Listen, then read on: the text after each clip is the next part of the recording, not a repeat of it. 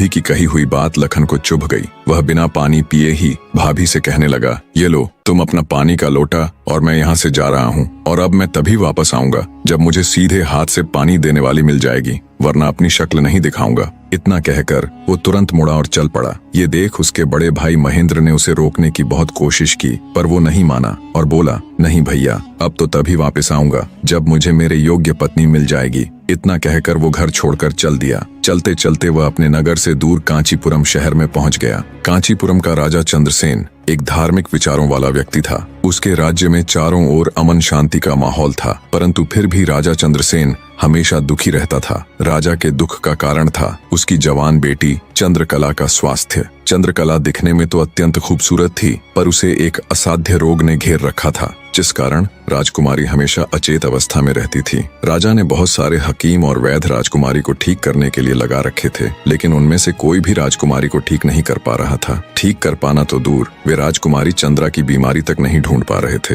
राजा को हमेशा यही दुख सताए जाता कि उसकी बेटी का क्या होगा। जब सभी प्रकार के वैद्यों, हकीमों और पूजा पाठ, तंत्र मंत्र से भी राजकुमारी चंद्रकला को कोई फायदा नहीं हुआ, तो राजा ने अपने राज्य में यह घोषणा करवा दी कि जो व्यक्ति मेरी बेटी को ठीक करेगा, मैं उसके साथ ही अपनी बेटी चंद्रकला का विवाह कर दूंगा और उसे अपना आधा राज्य भी दूंगा। लखन जब राज्य की राजधानी में पहुंचा तो उसने देखा कि वहां हर तरफ राजकुमारी की चर्चा हो रही थी।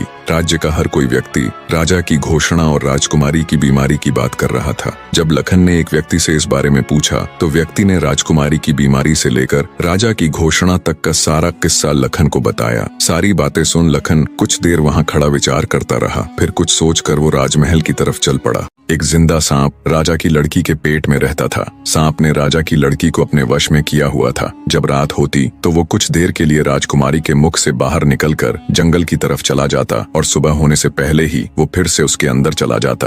राजकुमारी इस बात से बिल्कुल अनजान थी कि उसके अंदर एक सांप ने डेरा डाला हुआ है। अनजाने में वो पूरी तरह से उस नाग के वश में थी। राजमहल में किसी को भी इस बात की भनक तक नहीं थी कि राजकुमारी के अंदर एक 7 फुट का सांप रहता है। सभी यही समझते कि पता नहीं राजकुमारी को क्या बीमारी लग गई, जिसके कारण वो हमेशा अचेत रहती है। बड़े से बड़े वैद्य और हकीम भी इस बात का पता नहीं लगा पाए। लखन जब राजमहल के अंदर गया तो उसने देखा कि वहां पर बहुत सारे वैद्य और हकीम राजकुमारी को ठीक करने के लिए लगे हुए हैं। एक कोने में खड़े होकर चुपचाप लखन ये सारा माजरा देखने लगा। जब शाम का समय हुआ तो सभी हकीम और वैद्य धीरे धीरे करके वहां से चले गए। तब लखन राजा के मंत्री के पास गया और बोला, मंत्री महोदय, सभी अपना प्रयास कर चुके हैं, अब एक मौका मुझे भी दिया जाए। लखन की बात सुन मंत्री उसे अपने साथ ले राजा के पास जाता है और लखन का प्रस्ताव